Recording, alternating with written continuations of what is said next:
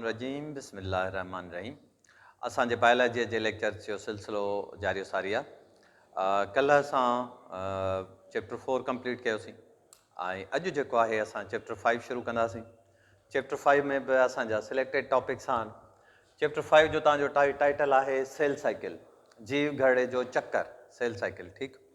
ऐं sale cycle में specifically जेको आहे असां क्रोमोसोम्स खे अॼु पढ़ंदासीं। हिन में 3 टॉपिक तव्हांजा रिकमेंडेड आहिनि, बल्कि 4 सॉरी। हिकिड़ो तव्हां पढ़ंदव क्रोमोसोम से मुतालिक़, ॿियो तव्हां पढ़ंदव माइटोसिस, ऐं टियों पढ़ंदव मियासिस। चौथों हिकिड़ो नओं टॉपिक हिन में शामिलु थियल आहे जेको पहिरें बायोलॉजीअ में कोन कवर थींदो हो, ऐं उहो आहे तव्हांजो programmed cell death, apoptosis and necrosis. ठीकु आहे। इन्हनि खे असां सम्झंदासीं फिनामिना खे, ॾाढी अहम फिनामिना आहे। कुझु शयूं तव्हांजे बायोलॉजीअ जो जेको असांजो सिंधीअ जो वर्जन आहे, इन जे तर्जुमे में अनफॉर्चुनेटली ॾाढियूं मिसगाइडिंग आहिनि, ऐं उन्हनि शयुनि खे सम्झणु ॾाढो लाज़मी आहे। छो त उन जो लॻे ईअं थो त या त गूगल ट्रांसलेटर यूज़ थियल आहे या नॉन नेटिव या नॉन मदर टंग सिंधीअ वारे माण्हूअ जो तर्जुमो थियल आहे। त उन जो जेको तर्जुमो आहे उहो कंहिं स्पेसिफिक कॉन्सेप्ट खे क्लियर नथो करे सघे, ऐं न सिर्फ़ु क्लियर नथो करे, उबतो ई मिसलीडिंग ऐं मिसगाइडिंग आहे। तो इहो ॿुधाइणु ॾाढो लाज़मी आहे। उन जो हिकिड़ो मिसाल, यानी चैप्टर 5 शुरू करण खां अॻु में मां तव्हांखे चैप्टर 4 जेको असां कवर कयो, ऐं उन में चैप्टर नंबर 4 जी जेका एक्सरसाइज़ आहे उनखे जेकॾहिं तव्हां ॾिसंदव, यानी इहे इशूज़ टेक्स्ट में बि आहिनि, एक्सरसाइज़ में बि आहिनि। उन में तव्हां जेकॾहिं ॾिसंदव त हीअ असांजो एक्सरसाइज़ जा सुवाल शुरू था थियनि। ठीकु आहे। पहिरियों ई तव्हांजो इस्तलाहुनि जे हवाले सां आहे। इस्तलाहुनि में एक्ज़ोसाइटोसिस, वेज़िकल्स, भुरकणो हॾो, न्यूक्लियोप्लाज़म, ऐं हीअ ॾिसो छा लिखियलु आहे, मसाइक्लोसिस। हीअ को टर्म ई न आहे, बेसिकली इहो साइक्लोसिस आहे। ठीकु आहे। ऐं इहा शइ वरी हिते टेक्स्ट में कवर थियल कोन्हे, हिते पुछियल आहे एक्सरसाइज़ में, टेक्स्ट में ॾिनल न आहे। प्लाज़्मोलिसिस, चिटाई, ओजा, वधाव, सिस्टर्नी। सही आहे। हाणे जीअं हीअ मूं तव्हांखे ॿुधायो, हाणे हीअ आहे बेसिकली साइक्लोसिस, जंहिंखे हिन लिखियो आहे मसाइक्लोसिस। हाणे इहो त हिते थी थो सघे मतिलबु डिक्टेशन जी ग़लती आहे, पर जॾहिं तव्हां हिन में टेक्स्ट में वेंदव त टेक्स्ट में अहिड़ा मसइला ॾाढा आहिनि जिथे it's misleading, it's leading no way.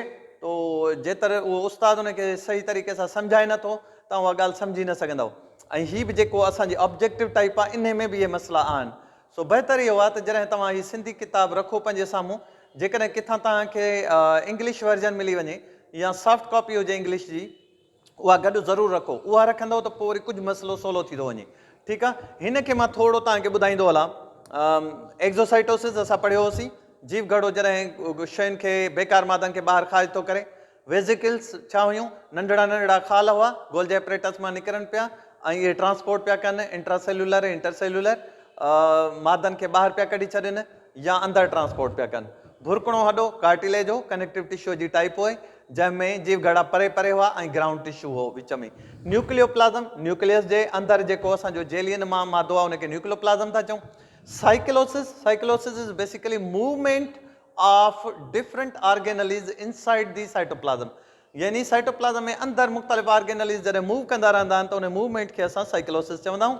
Plasmolysis, जॾहिं असां जीव घड़े खे कंहिं घाटे गार में रखंदा आहियूं, यानी हाइपरटोनिक सोल्यूशन में रखंदा आहियूं, त पोइ छा थींदो आहे, जो अंदरि जेको जीव घड़े जे अंदरि प्लाज़्मा में पाणी आहे उहो ॿाहिरि निकिरी वेंदो आहे, त पोइ सुकिड़िजी वेंदो आहे सेल, ऐं इन फिनामिना खे असां चवंदा आहियूं प्लाज़्मोलिसिस। चिटाई, माइक्रोस्कोप में 2 फंक्शन असां पढ़ियासीं, हिकिड़ो वॾो करणु मैग्निफिकेशन, ऐं ॿियो रिज़ोल्यूशन, यानी चिटो करे ॾेखारणु। ओजा टिश्यूज़, हिकु जहिड़ा जीव घड़ा ग्रुप में कमु कनि ऐं एज़ ए यूनिट कमु कनि त असां हुनखे ओजा चवंदा आहियूं, टिश्यूज़। वधाव, इहो मैग्निफिकेशन माइक्रोस्कोप जो फंक्शन आहे, यानी कंहिं शइ जे इमेज खे वॾो करे ॾेखारणु। ऐं सिस्टर्नी, सिस्टर्नी जेको आहे गोल्जी एपरेटस जा जेके फोल्ड्स हुआ उन्हनि खे असां सिस्टर्नी पिया चऊं। हाणे इहे शयूं हुयूं इस्तलाह जेके असां पहिरें कवर कयूं बि आहिनि, ऐं हिकिड़ो दफ़ो हिते रिवाइज़ बि थी वियूं असांजूं। ठीकु आहे। हाणे वापसि था अचूं असां पंहिंजे चैप्टर नंबर 5 ते। हिकिड़ो दफ़ो अञा ॾिसो, हे चैप्टर नंबर 5 शुरू थो थिए, जंहिंजो टाइटल आहे जीव घड़े जो चक्कर। ठीकु आहे। जीव घड़े जो चक्कर, सेल साइकिल। ऐं इन सेल साइकिल खे हिते ॾेखारियल आहे। हीअ सेल साइकिल आहे जंहिंजा तव्हां फेज़िस पढ़ी था सघो, M G0 G1 S G2 हाणे तव्हांजे अनफॉर्चुनेटली जेको चैप्टर जो टाइटल आहे उहो आहे सेल साइकिल, पर वरी cell cycle as a topic तव्हांजे हींअर कंडेंस कोर्स में शामिल न आहे, पर उनजे बावजूद बि असां हिनखे हल्को टच कंदासीं छो त हिन खां सवाइ सॼी डिस्कशन जेको आहे बेमानी रहिजी वेंदी। तो बहरहाल हिनखे बहस कंदासीं, सिधो सो असांजो टॉपिक न आहे, इनडायरेक्टली असां हिनखे कवर कंदा हलंदासीं। अॼु जेको असांजो टॉपिक आहे उहो आहे क्रोमोसोम्स, ठीकु आहे। ऐं क्रोमोसोम्स जे हवाले सां इते ई हेठि तस्वीर ॾिसो हिकिड़े टिपिकल क्रोमोसोम जी, हीअ आहे तस्वीर। This is an animation of a chromosome, typical chromosome, ठीकु आहे। इन जी मां तव्हांखे हिकिड़ी मोबाइल ते रंगीन तस्वीर बि ॾेखारियां थो, इहा ई साॻी तस्वीर पर कलर में, ठीकु आहे। ऐं पोइ असां जेको आहे इन ते बहस करणु शुरू था कयूं। हाणे क्रोमोसोम जॾहिं तव्हां इन किताब जो पेज नंबर 93 ते डिस्कशन ॾिसंदव, ठीकु आहे, हे क्रोमोसोम नज़र अचे थो तव्हांखे। हाणे इन क्रोमोसोम खे ॾिसो, मथियूं ॿाहूं, हेठियूं ॿाहूं, सेंट्रोमेयर, ठीकु आहे। इन जी बनावट ते असां बहस कयूं था, पर हाणे इहो जेको आहे, हीउ जेको क्रोमोसोम आहे, this is a typical chromosome. Illustration आहे हिकिड़ी तव्हांखे ॾेखारणु सम्झाइण जे लाइ त हीउ हिते जेको अथसि इहो सेंट्रोमेयर अथसि, ऐं हे मथियूं ॿाहूं अथसि, हे ॿाहूं अथसि, ठीकु आहे, आर्म्स अथसि, ऐं हीउ जेके मथियां छेड़ा अथसि इनखे टीलोमेयर्स था चऊं। हीउ सेंट्रोमेयर, हे टीलोमेयर्स। हा, इहो तव्हांखे सम्झाइण जे लाइ आहे, पर जेकॾहिं असां एक्चुअल अचूं, ही असांजा 23 जोड़ा आहिनि ह्यूमन क्रोमोसोम जा, ऐं हिनखे चइबो आहे कैरियोटाइपिंग। छा चइबो आहे हिनखे? कैरियोटाइपिंग या कैरियोटिपिंग, जंहिंमें तव्हां हर हिकु जोड़े जो नंबर बि ॾिसी था सघो ऐं शिकिल क्रोमोसोम्स जे जोड़े जी ॾिसी था सघो। माना हू जेको असां ॾिसूं पिया ॾाढो सुहिणो, हे एॾा सुहिणा न आहिनि, पर हुन जे बावजूद बि जेको आहे सो प्रेज़ेंटेशन ॾेखारीनि था पिया। ऐं तव्हां जॾहिं एक्चुअल क्रोमोसोम खे ॾिसंदव त ॾाढो डिसअपॉइंट थींदव। हूअं ॾाढियूं रंगीन रंगीन भलियूं तस्वीरूं आहिनि, पर हिते वरी तव्हां ॾिसंदव त इहे ॾाढा आड़ा टेड़ा, नंढड़ा कुबड़ा डाट जहिड़ा सभु क्रोमोसोम्स आहिनि। ख़ासि तौर ते मां थो चाहियां त तव्हां एक्स ऐं वाई क्रोमोसोम खे ॾिसो। हीअ अथव 23 जोड़ो, एक्स एंड वाई। वॾो एक्स वॾो क्रोमोसोम आहे, ऐं वाई जेको जंहिंखे मर्दानगी वारो क्रोमोसोम था चऊं, त मर्दानगी वारो वरी वीचारो सफ़ा नंढो ऐं कमज़ोर वेठो थो ॾिसिजे। हालांकि असां वरी चवंदा आहियूं त मर्द असां जेके आहियूं उहे ज़्यादा ताक़तवर आहियूं, ठीकु आहे। त क्रोमोसोम में वरी असांजो चाढ़ो कोन्हे। ॿियूं तस्वीरूं बि असां मूं वटि रंगीन आहिनि, उहे पोइ असां बहस कयूं था बिट बाय बिट। फ़िलहालु अचूं था पंहिंजी किताब वारी डिस्कशन ते। क्रोमोसोम अदा हाणे छा आहे क्रोमोसोम? 1882 ईस्वीअ में हिकिड़ो जर्मनीअ जो तव्हांजो एम्ब्रियोलॉजिस्ट हो, वॉल्टर फ्लेमिंग। वॉल्टर फ्लेमिंग सिलमेंडर ॾेडर जो हिकिड़ो क़िस्म आहे, उन जो लार्वा जेको आहे या उन खे डेवलपमेंट में ॾिसे पियो त इहो कीअं थो वधी वेझे। ऐं इहो ॾिसणु जेको माइक्रोस्कोप ते पियो ॾिसे, तॾहिं लाइट माइक्रोस्कोप इहो ई ज़ाहिर आहे, ऐं इलेक्ट्रॉन माइक्रोस्कोप त कोन हुई। त हिन छा कयो हो, जो जीव घड़ खे कलर कयो हो, डाई कयो हो। ऐं जेका डाई हिन इस्तेमालु कई उहा हुई एनिलीन डाई। त जॾहिं हिन डाई इस्तेमालु कई त हिन खे नज़र आयो त जीव घड़ जे मर्कज़ में कुझु घाटी डाई गॾु थियणु शुरू थी वई आहे, ऐं उहा डाई धागनि जी सूरत में नज़र पई अचे, ठीकु आहे। तंहिंजे करे हिन उन्हनि धागनि जहिड़ियुनि शिकिलुनि खे, जंहिं डाई घणी पकड़ी, एनिलीन घणी पकड़ी वाङणाई रंग जी, ठीकु आहे, त उन खे हिन नालो ॾिनो क्रोमोसोम। क्रोम मां वरितल आहे कलर, ऐं सोम बॉडी, लिहाज़ा हिन खे चयो त it is a colourful body, ठीकु आहे, क्रोमोसोम। जेका इहा ॻाल्हि हींअर था चऊं त इहो मिसनोमर आहे, माना इहो सही नालो न आहे। जीअं ॿियो मिसनोमर ॾाढो मशहूरु आहे, मलेरिया। मलेरिया तव्हां पढ़ियो आहे न? मलेरिया मेल ख़राब एरिया हवा आहे।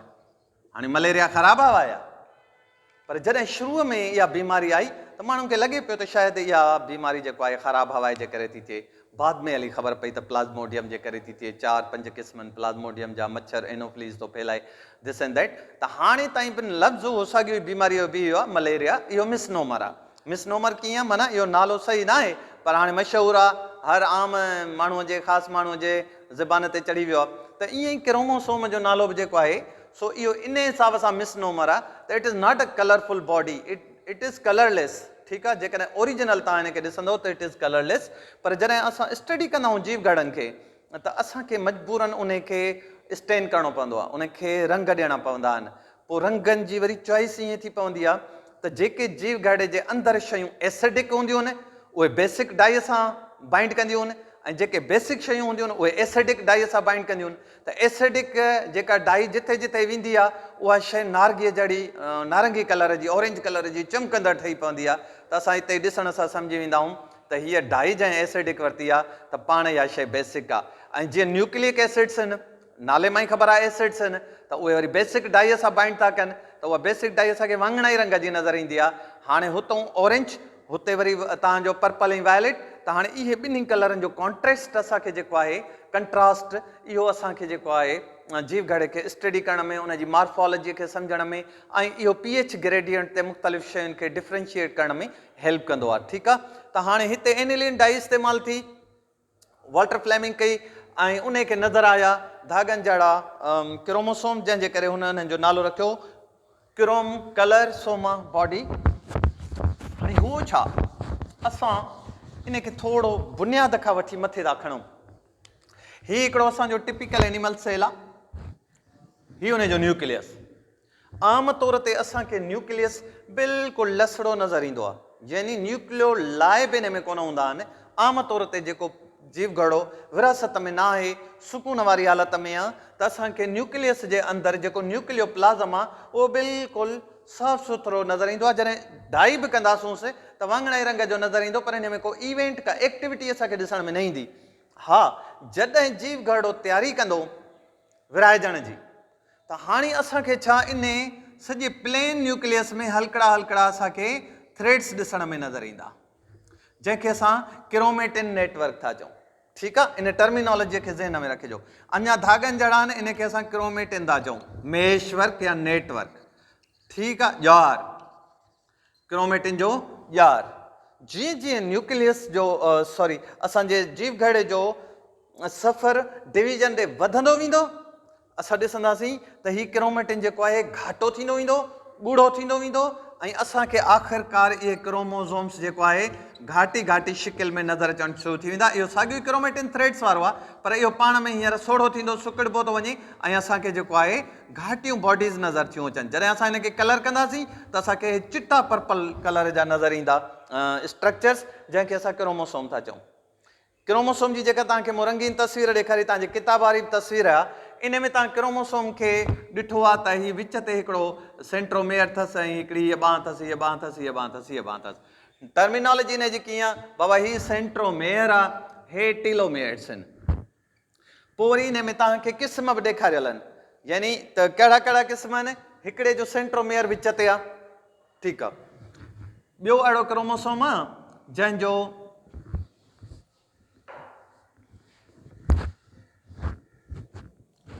सेंट्रोमेयर थोरो मथे आहे, यानी विच ते एग्ज़ैक्टली न आहे। हिकिड़े पासे ॿाहूं नंढियूं अथसि, ॿिए पासे ॿाहूं वॾियूं अथसि। वरी हिकिड़ो क़िस्म हीअं आहे त मथे छेड़े ते वञी ज़रे घटि सेंट्रोमेयर पहुतो आहे, ठीकु आहे। ऐं चोथों वरी ईअं जो मथे टीलोमर आहे ई कोन, बसि हिकिड़े ई पासे ॿांह आहे, ऐं मथों ई मथों तव्हांजो सेंट्रोमेयर बीठो आहे। हाणे हिन जे टर्मिनोलॉजीअ जा नाला इन सेंट्रोमेयर जे हिसाब सां आहिनि। हीअ तस्वीर तव्हांजी किताब ते इन्हनि शयुनि जी। हाणे जेको विच ते सेंट्रोमेयर आहे, ॾिसो हिनखे छा थो चए, मेटासेंट्रिक। ठीकु आहे, थोरो खिसकियल आहे हिकिड़े पासे, उहो आहे सब मेटासेंट्रिक। ठीकु, हिकिड़ो मिंट मां पेन खणा। हलो, विच ते आहे मेटासेंट्रिक, खिसकियल आहे विच खां सब मेटासेंट्रिक। हाणे ही वरी टीलोमर से वेझो आहे, ठीकु आहे, इनखे एकोसेंट्रिक बि थो चइजे, सब टीलोसेंट्रिक बि चई थो सघिजे, यानी टीलो खां हेठि आहे, ठीकु आहे, टीलोमेयर खां सब टीलोसेंट्रिक। ऐं हीउ सिधो सो टीलोसेंट्रिक, छो त टीलोमर वारी जाइ ते पियो आहे, ऐं ॿाहूं बसि हिकिड़े पासे अथसि। ठीकु आहे, हाणे ॿाहूं छा था चऊं, हे आर्म्स आहिनि, क्रोमोसोम जूं आर्म्स। ठीकु आहे, हाणे क्रोमोसोम ठहियल छा जो आहे, हे त थी वई हुनजी शेप सेंट्रोमेयर जे हिसाब सां। सेंट्रोमेयर विच ते आहे, मेटासेंट्रिक थी वियो, सेंट्रोमियर थोड़ो पासे ते आहे, सब मेटासेंट्रिक थी वियो, बिल्कुलु छेड़े ते आहे, सब टीलोसेंट्रिक थी वियो, ऐं आख़िर में आहे टीलोसेंट्रिक। इहा त थी वियो हिननि जो नॉमेनक्लेचर, हिन जी शिकिल जे हिसाब सां ऐं सेंट्रोमेयर जे हिसाब सां। हाणे सुवाल आहे त आख़िरकार इहो क्रोमोसोम ठहियल छाजो आहे? ठीकु आहे, इन ते डिस्कस था कयूं। ही जॾहिं मूं तव्हांखे ॿुधायो, त घाटा घाटा कंडेंस थी धागा ठही विया आहिनि, ठीकु आहे, क्रोमोसोम्स।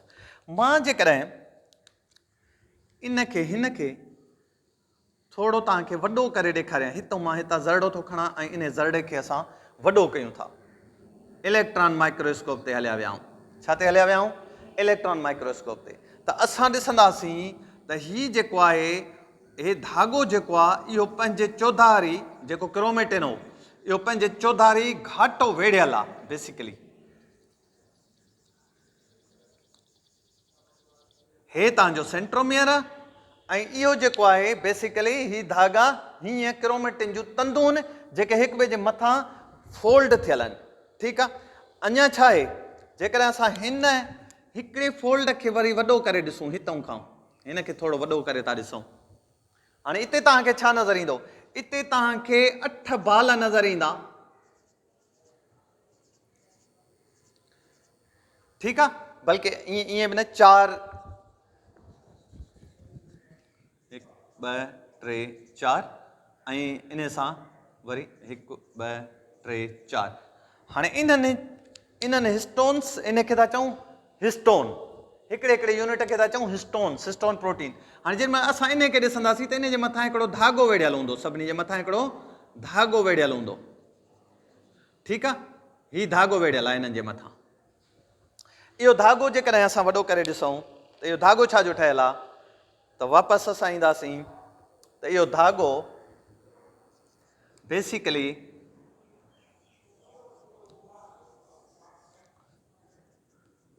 DNA जो ठहियल आहे।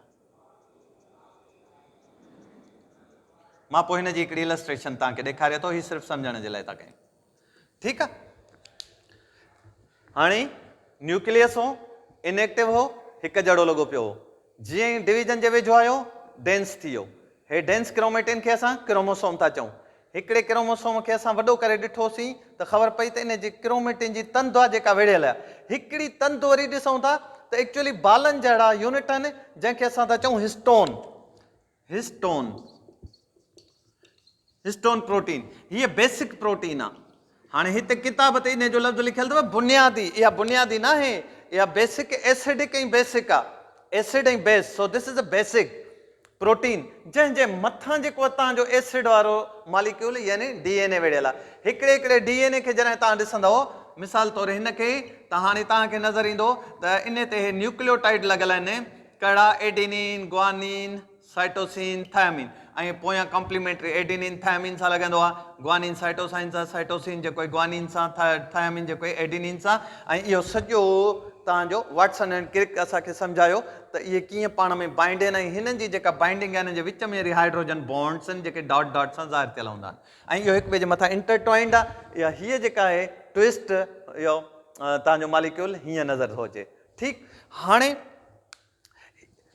DNA जो उहो हिसो जेको केतिरो बि हुजे, हितां खां हेतिरो हुजे केतिरो हुजे, DNA जो उहो हिसो जेको कंहिं मख़सूस प्रोटीन खे कोड कंदो, असां उनखे चवंदा आहियूं जीन।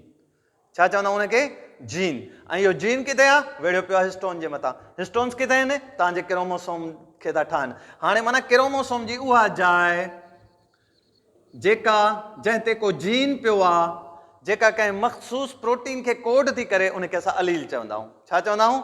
अलील, ठीकु आहे। हाणे तव्हांखे टर्मिनोलॉजी सम्झ में अचे वेठी थी। So we have started from nucleus, chromatin material, meshwork, which has been condensed to form a chromosome. Chromosome is made up of basically histone proteins. Histone proteins provide a platform or ground where the thread of DNA material is wound around. ठीक है, इन सां या surface area एडी provide थी करे जैसा एतिरो सारो असांजो DNA जा मिलियंस ऑफ कोडॉन्स जेके आहिनि इहे इन पंहिंजे इंटरट्वाइंड मॉलिक्यूल जी सूरत में इन जे मथां वेढ़िया पिया आहिनि। ठीकु आहे। सो हाणे जॾहिं असां क्रोमोसोम जी डिस्कशन ते आयासीं त त क्रोमोसोम जी पंहिंजी जेकॾहिं हिन बॉडीअ खे असां डिस्कस कयूं त असां चयो त हीउ सेंट्रोमेयर आहे, सेंट्रोमेयर, मेयर जी मतिलबु आहे unit, central unit, okay, centromere. ऐं ही आहिनि टीलोमेयर्स, टीलो, टीलो माना एंड, छेड़ो, मेयर, यूनिट, MER, मेयर, ठीकु आहे। छेड़ा थी विया टीलोमेयर्स, ही थी वियो तव्हांजो सेंट्रोमेयर, हे हिन जूं थियूं आर्म्स क्रोमोसोम जूं। क्रोमोसोम्स जूं जेके हिकिड़ो हिकिड़ो क्रोमेटिन जो हिसो हूंदो आहे, दे आर होमोलॉगस, हिकिड़ो माउ ॾांहुं ईंदो आहे, हिकिड़ो पीउ ॾांहुं ईंदो आहे, ठीकु आहे। इन ते असां डिस्कस कंदासीं जॾहिं असां माइटोसिस ऐं मियासिस ते वेंदासीं। हाणे मां वरी वापसि तव्हांजी किताब ॾे थो मुड़ां। तव्हांजी किताब में छा कयो अथसि, तव्हांखे पहिरें क्रोमोसोम्स जे मुतालिक़ ॿुधायो अथसि त वाल्टर फ्लेमिंग जेको आहे क्रोमोसोम खे डिस्कवर कयो। वाल्टर फ्लेमिंग एनिलिन डाई इस्तेमालु कई, तंहिंजे करे असांखे कलरफुल नज़र पिया अचनि। बेसिकली क्रोमोसोम कलरफुल न आहे, it is a colourless body, ठीकु आहे। Chromosome is the home to or the anchor of DNA molecule, जिथे सॼो सारो असांजो जीनियती मोरूसी मवाद पियो आहे। वालदेन ॾांहुं जेके असांखे कैरेक्टरिस्टिक्स औलाद में ट्रांसफर थियूं थियनि, उहे बेसिकली क्रोमोसोम्स जे मथां पियूं DNA जे सूरत में।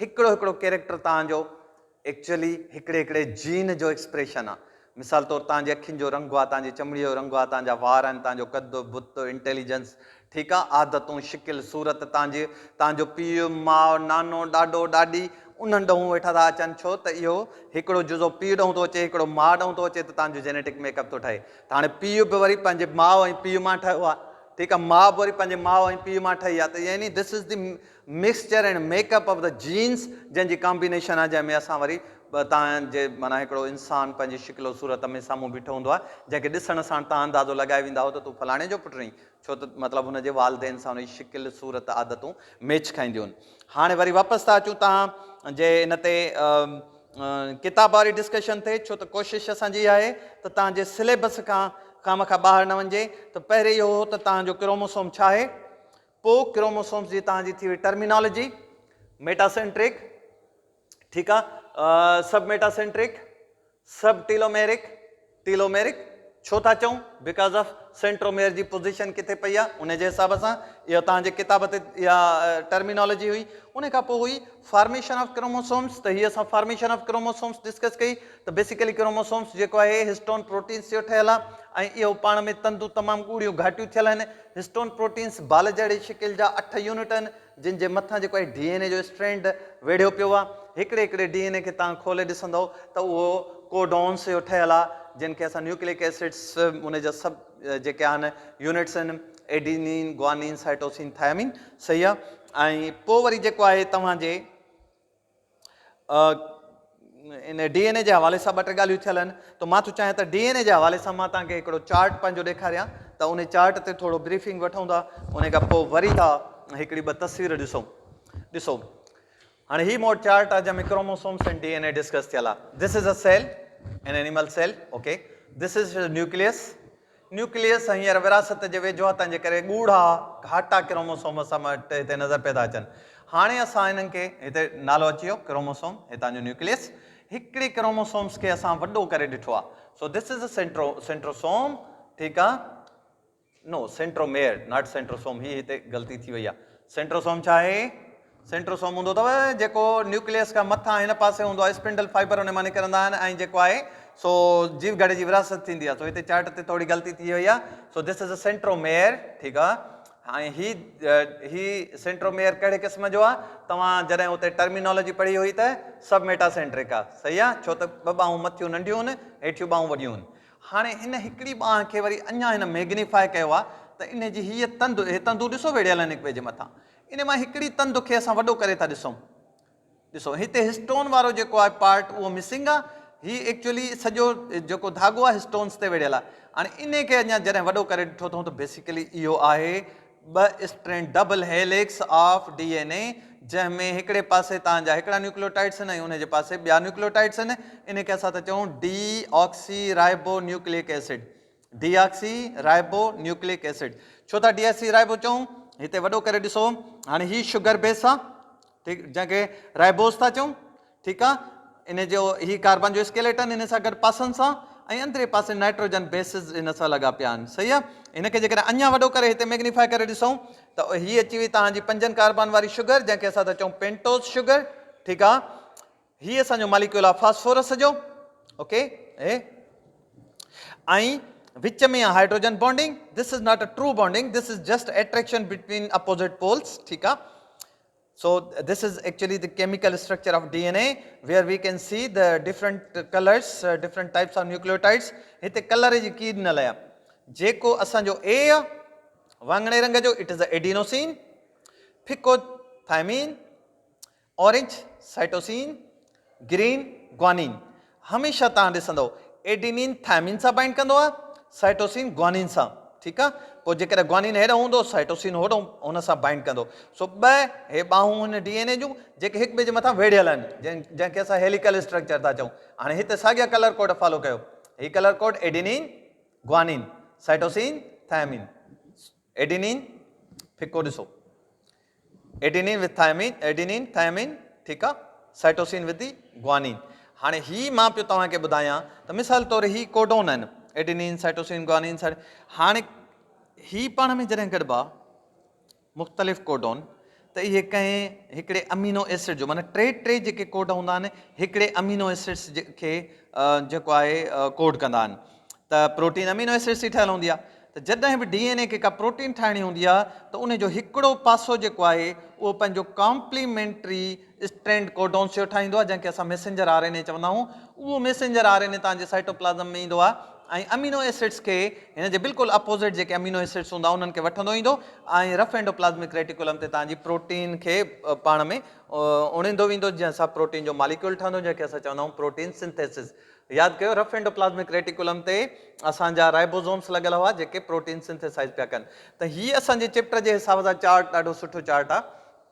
हाल तो हिकिड़ी ॿ में थोरी असां ग़लतियूं ॻोल्हियूंसीं, पर प्रेज़ेंटेशन ॾाढी सुठी आहे। तव्हां ॾिठो त इहो क्रोमोसोम किथे पियो आहे, क्रोमोसोम छा जो ठहियल आहे, इहे स्टोन प्रोटीन्स जे मथां कीअं वेढ़ियल आहे DNA, ऐं DNA पाण छा जो ठहियल आहे, न्यूक्लियोटाइड्स जो, ठीकु आहे। उमेद आहे त हिन मां खोड़ सारी तव्हांखे इंफॉर्मेशन सम्झ में अची वई हूंदी। एक्रोसेंट्रिक, मेटासेंट्रिक, ठीकु आहे। इहे टर्म्स तव्हांखे यादि करणा आहिनि। थोरो सेल साइकिल ते ॻाल्हायूं था, पर उन खां अॻु में मां थो चाहियां त तव्हांखे मां जेको आहे इहा साॻी तस्वीर मोबाइल ते मूं डाउनलोड कई आहे गूगल तां, हिकिड़ियूं ॿ तस्वीरूं मां तव्हांखे ॾेखारियां त तव्हां ॾिसंदव त केॾी सुहिणी प्रेज़ेंटेशन आहे। दिस इज़ अ क्रोमोसोम, उन जी हिकिड़ी आर्म वती अथसि, उन ते फोल्डिंग ॾिसो धाॻ इन जी क्रोमेटिन मटीरियल जी फोल्डिंग, विच में तव्हांजी हिस्टोन प्रोटीन पई आहे। इन खे हितां अञा वॾो करे ॾेखारियो अथसि त ॾिसो हे हिस्टोन जा बाल पिया आहिनि, ठीकु आहे। ऐं इन्हनि बालनि जे मथां इहो जेको स्ट्रैंड वेढ़ियल आहे उहो हीअ स्ट्रैंड आहे। हितां नंढड़े खे वरी वॾो करे ॾेखारियो त हीअ स्ट्रैंड आहे, हिकिड़े स्ट्रैंड खे करे वॾो ॾेखारियो अथई त हीअ तव्हांजो इंटरट्वाइंड मॉलिक्यूल आहे DNA जो, जंहिंखे डबल हेलिक्स था चऊं, हिक ॿिए जे मथां वेढ़ियल आहे, ठीकु आहे। हीअ ओरिजिनल तव्हांजा कैरियोटाइपिंग, जंहिंखे मूं चयो तव्हांखे ओरिजिनल क्रोमोसोम्स, एॾा सुहिणा न आहिनि। हीअ बि हिकिड़ी तस्वीर आहे, मर्कज़ में क्रोमोसोम, हिकिड़े क्रोमोसोम जी आर्म खे वॾो करे ॾेखारियो वियो आहे। हीउ धाॻो ॾिसो, पोइ हिस्टोन्स ॾिसो, हिस्टोन्स जे मथां ॾिसो कीअं जेको स्ट्रैंड वेढ़ियो पियो आहे छाजो, DNA जो, हे विच में बाइंडर्स आहिनि ऐं हीअ तव्हांजो DNA जो मॉलिक्यूल, हिते वरी हिनखे अनवाइंड कयो अथसि, सही आहे। So this is the actual presentation of your chromosome which is home for DNA molecule and DNA. This was the chromosome, such a beautiful presentation, okay. And now you can see that this is the compound of a string which is intertwined and condensed. Which centromere? These are the telomeres. Hope you got it, okay. तो इहो त तव्हांजो chromosome थी वियो। ऐं chromosome इन करे अहम आहे जो तव्हां अॻियां ज़ाहिर आहे पढ़ंदो त इंसान जे जीव घड़े में घणा जोड़ा आहिनि, घणा क्रोमोसोम्स आहिनि। यादि कयो घणा क्रोमोसोम्स आहिनि, 46, शाबाश। ऐं जोड़नि जी सूरत में आहिनि घणा जोड़ा हुआ, 23, गुड। 23 कहिड़ो हो, X एंड Y, वॾो कहिड़ो हो इन्हनि ॿिन्ही मां, X वॾो हो, Y त बिल्कुलु चूनो नंढड़ो हो, हा न, ठीकु आहे। हाणे सेल साइकिल जे मुतालिक़ थोरो ॻाल्हाए ऐं पोइ डिस्कशन खे ख़तमु था कयूं, ठीकु आहे। सेल साइकिल जीअं मूं तव्हांखे ॿुधायो हो त सेल साइकिल का फीथे वारी साइकिल ना आहे। एक्चुअली जेको जीव घड़ो पंहिंजो टाइम विरासत ताईं वठी थो वञे उन टाइम खे हिसनि में विरायो वियो आहे, जंहिंखे असां सेल साइकिल था चऊं। ठीकु आहे, कीअं हिसनि में विरायो वियो आहे? हाणे हे जीव घड़ो आहे तव्हांजो मर्कज़ ॾेखारियो वियो आहे। ठीकु आहे, जंहिंमें वॾो हिसो टाइम जो जेको गुज़ारे थो उहो जीव घड़ो तव्हांजो थो गुज़ारे इंटरफेज़ में। कहिड़े फेज़ में? इंटरफेज़। इंटरफेज़ जी डेफिनेशन इहा हूंदी आहे त हिकिड़ी विरासत खां ॿी विरासत जे विच वारे टाइम खे असां चवंदा आहियूं इंटरफेज़। ठीकु आहे, उन खां पोइ वरी ॿियो जेको फेज़ हूंदो आहे उहो हूंदो आहे डिवीजन वारो फेज़, जंहिंखे माइटोटिक फेज़ चवंदा आहियूं। हाणे इंटरफेज़ बेसिकली वरी ॿियनि फेज़िस ते मुश्तमिल आहे, G0, G1, S, G2। G0 अहिड़ो फेज़ हूंदो आहे जंहिंमें जीव घड़ो चुप पियो हूंदो आहे, कॾहिं विराइबो न आहे। मुख़्तलिफ़ जीव घड़नि जो G0 मुख़्तलिफ़ हूंदो आहे। मिसाल तौरु असांजा जेके नर्व सेल आहिनि, जंहिंजो दिमाग़ ठहियल आहे या नर्व तंतु आहिनि असांजूं, इन्हनि में G0 सॼी उमिरि हलंदो आहे। तंहिंजे करे तंतु हिकिड़ो दफ़ो जेको ठही वियूं सो ठही वियूं, ॿीहर इहे विराइबियूं न आहिनि। ठीकु आहे, ऐं जीअं रत जा जीव घड़ा आहिनि त उन में G0 तक़रीबन कोन हूंदो आहे, छो त तकिड़ा तकिड़ा विराइबा आहिनि। चमड़ीअ जा जीव घड़ा आहिनि, असांजा गोनेट्स आहिनि जिथां स्पर्म्स ऐं अंडा था ठहनि, इहे तकिड़ा तकिड़ा विराइबा आहिनि, उन्हनि जो G0 नेग्लिजिबल हूंदो आहे। बाक़ी वरी जॾहिं G1 में था अचूं त हिते वरी DNA वधे थो, DNA पंहिंजो मिक़दार थो वधाए। एस फेज़ में हिनखे सिंथेसिस फेज़ चइबो आहे, जीअं DNA जी पुख़्तगी थींदी आहे। G2 में माइटोसिस जे लाइ तयारी थींदी आहे। माइटोसिस जे लाइ कहिड़ी कहिड़ी तयारी थींदी? हिकिड़ो त DNA क्रोमोसोम जो तइदादु वधंदो, क्रोमेटिन्स जो तइदादु वधंदो, ॿियो त साइटोप्लाज़म जो मिक़दार वधंदो, उनजे ऑर्गेनलीज़ जो मिक़दार वधंदो। जॾहिं ऑर्गेनलीज़ ऐं साइटोप्लाज़म जो मिक़दार एतिरो थी वेंदो त हिकिड़े जीव घड़े मां ॿियो जीव घड़ो मुकमिल ठही थो सघे। पोइ असांजो एम फेज़ शुरू थी वेंदो, जंहिंजा वरी हिसा आहिनि प्रोफेज़, मेटाफेज़, एनाफेज़, टीलोफेज़, जेको असां नेक्स्ट डिस्कशन में इनशाला पढ़ंदासीं। ठीकु आहे, को सुवाल हुजे ज़रूरु कमेंट्स में लिखिजो, ऐं जेको आहे सो चैनल खे सब्सक्राइब करणु न विसारियो, छो त अॻियो टॉपिक न सब्सक्राइब कंदव त नोटिफिकेशन न ईंदी। ठीकु आहे, अल्लाह।